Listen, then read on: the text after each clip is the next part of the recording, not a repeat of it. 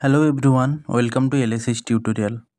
কলকাতা বিশ্ববিদ্যালয়ের ইতিহাস অনার্সের সকল স্টুডেন্টদেরকে এলএসএস টিউটোরিয়াল চ্যানেলে ওয়েলকাম জানাই। আজকের এই ভিডিওটা তোমাদের ফিফথ সেমিস্টার স্টুডেন্টদের জন্য। তোমাদের ফিফথ সেমিস্টারে একটি গুরুত্বপূর্ণ পেপার রয়েছে অনার্সের ডিএসসিসি 9, যেটা তোমরা ইন্ডিয়ান হিস্ট্রি পড়ো। এই পেপারে একটি গুরুত্বপূর্ণ 5 মার্কসের অ্যান্সার এই ভিডিওর মাধ্যমে আমি শেয়ার করে দেবো। অলরেডি আমি তোমাদের এই পেপারে সাজেশান পোস্ট করে দিয়েছি এবং সাজেশান ধরে ধরে কিন্তু অধিকাংশ লং প্রশ্নের অ্যান্সারও পোস্ট করে দিয়েছি। তোমরা যারা এখনও নোট ডাউন করোনি, অ্যান্সারগুলো কিন্তু অবশ্যই নোট ডাউন করে নাও এবং আগেভাগে নিজেদেরকে এক্সামের জন্য প্রিপেয়ার করে নাও। তাহলে আর বেশি দেরি করছি না, আমি সরাসরি মূল ভিডিওতে আসছি। তাহলে দেখো, যে প্রশ্নের অ্যান্সারটি আমি শেয়ার করব, প্রশ্নটি হচ্ছে মনসবদার ও জায়গিরদার শব্দ দুটি কি সমার্থক ছিল? ভেরি ভেরি ইম্পর্ট্যান্ট প্রশ্ন। আমি কিন্তু সাজেশানে প্রশ্নটি তোমাদের দিয়েছিলাম।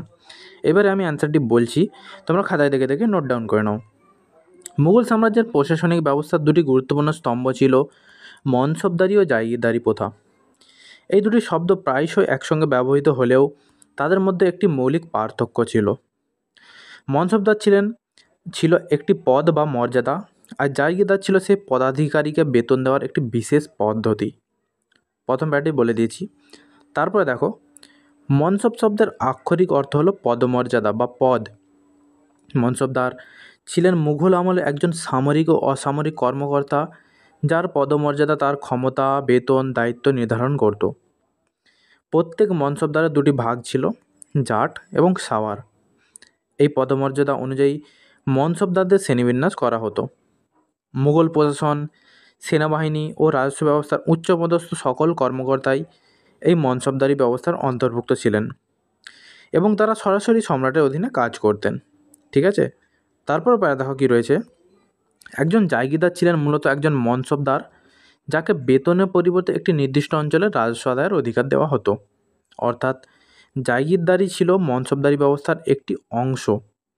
এর মাধ্যমে মনসবদারদের বেতন পরিশোধের পদ্ধতি নির্ধারিত হতো। সকল জায়গিরদারই মনসবদার ছিলেন, কারণ এই পদমর্যাদা লাভ না করলে কেউ জায়গির পেতেন না। কিন্তু সকল মনসবদার জায়গিরদার ছিলেন না, কারণ অনেক মনসবদারকে নগদ বেতনে রাখা হতো। পরবর্তী প্যারায় যাওয়ার আগে বলে রাখি, তোমরা যদি এই পেপারের নোটস পারচেস করতে চাও, একেবারে টাইপ করা নোটস, তাহলে আমার সাথে সরাসরি যোগাযোগ করতে পারো। আমি কিন্তু স্ক্রিনে অলরেডি আমার নাম্বারটি দিয়ে রেখেছি। সেই নাম্বারে যদি কল বা মেসেজ করো, তাহলে আমি তোমাদেরকে পিডিএফ আকারে নোটস শেয়ার করে দেবো। তাহলে যারা অল্প দামে নোটস পারচেস করতে ইচ্ছুক, আমার সাথে যোগাযোগ করতে পারো। তারপরে দেখো কী রয়েছে। মনসবদারদের বেতন দুইভাবে দেওয়া হতো। প্রথমত নগদ অর্থে, যা সরাসরি রাজকোষ থেকে পরিশোধ করা হতো। দ্বিতীয়ত একটি নির্দিষ্ট ভূখণ্ডের রাজস্ব আদায়ের অধিকার প্রদানের মাধ্যমে। যে মনসবদাররা এই রাজস্ব আদায়ের অধিকার লাভ করতেন, তারাই জায়গিরদার নামে পরিচিত ছিলেন। এই রাজস্ব আদায় করে নিজেদের বেতন ও সেনাবাহিনীর খরচ মেটাতেন। জায়গিরদারি প্রথা ছিল এক ধরনের ভূমি বরাদ্দ ব্যবস্থা, যা মুঘল প্রশাসনকে নগদ অর্থের ওপর চাপ কমাতে সাহায্য করত। সংক্ষেপে বলা যায়, এই দুটি শব্দের মধ্যে মূল পার্থক্যটি ছিল তাদের প্রকৃতিতে।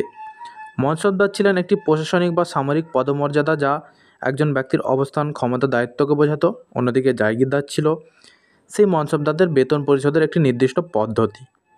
যখন একজন মনসবদারকে বেতন হিসাবে একটি জায়গির দেওয়া হতো, তখন জায়গিরদার হিসাবে পরিচিত পেতেন।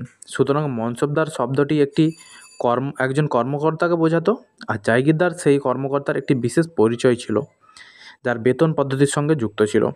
তাহলে সম্পূর্ণ অ্যান্সারটি শেয়ার করে দিয়েছি, তোমরা কিন্তু অবশ্যই অ্যান্সারটি খাতায় নোট ডাউন করে পড়তে থাকো। পরবর্তী কোন ভিডিও চাও তোমরা বেশি বেশি কমেন্টস করে জানাও। দেখা হচ্ছে তোমাদের সাথে পরবর্তী কোনো ভিডিওতে।